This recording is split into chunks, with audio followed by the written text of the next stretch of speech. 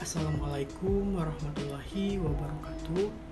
Kami dari kelompok 8 ingin mempresentasikan hasil diskusi kerja kelompok kami dengan judul Hukum Islam di Kancah atau Ditinggal Hukum Internasional.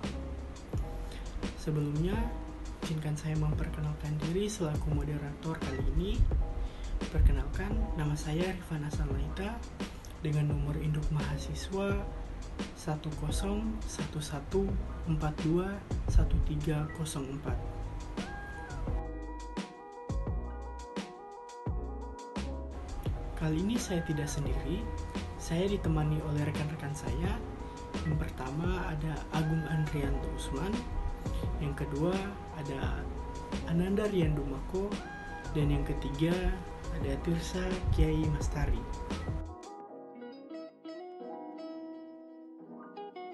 Materi pertama yang akan dibacakan oleh Agung Andrianto Usman, pengertian hukum Islam internasional. Disilahkan. Pengertian hukum Islam internasional.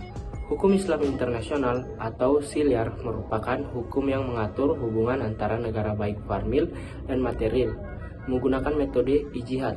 Secara etimologi, SIAR bentuk jamak dari kata sira yang berarti perilaku, praktik, tingkah laku, dan jalan hidup. Jadi, dapat diartikan secara luas, tidak hanya meliputi perbuatan, namun juga kondisi dan situasi. Sekian, terima kasih.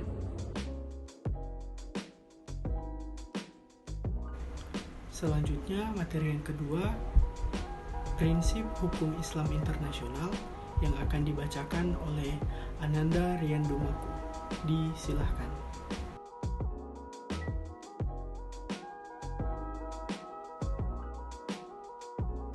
Prinsip hukum Islam internasional. Pada prinsipnya, hukum Islam juga mengatur tentang hubungan antar suku, bangsa, atau antar negara sebagai bagian dari muamalah. Dalam Al-Quran, surat 49 Al-Hujurat ayat 13 dinyatakan sebagai berikut: "Wahai umat manusia, sesungguhnya kami Allah telah menciptakan kamu dari sepasang laki-laki dan perempuan dan menjadikan kamu bersuku-suku dan berbangsa-bangsa supaya kamu saling kenal mengenal."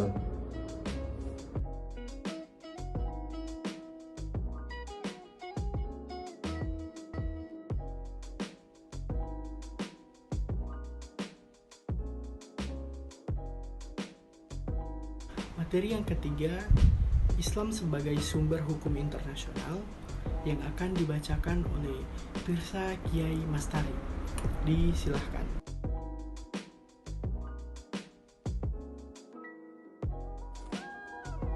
Islam sebagai sumber hukum internasional.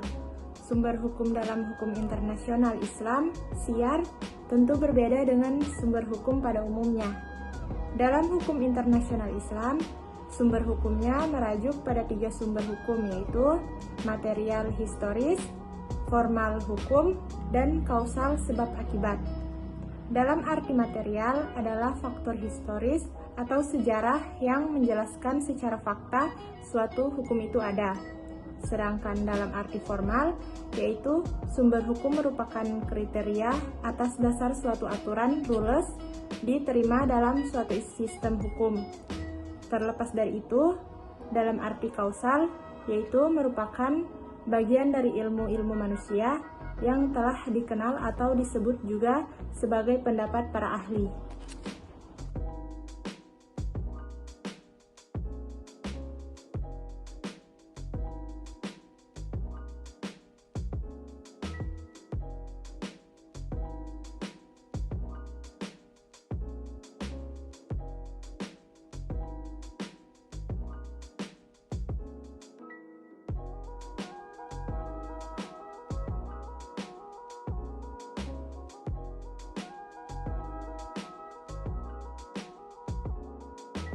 Sekian hasil presentasi kami hari ini.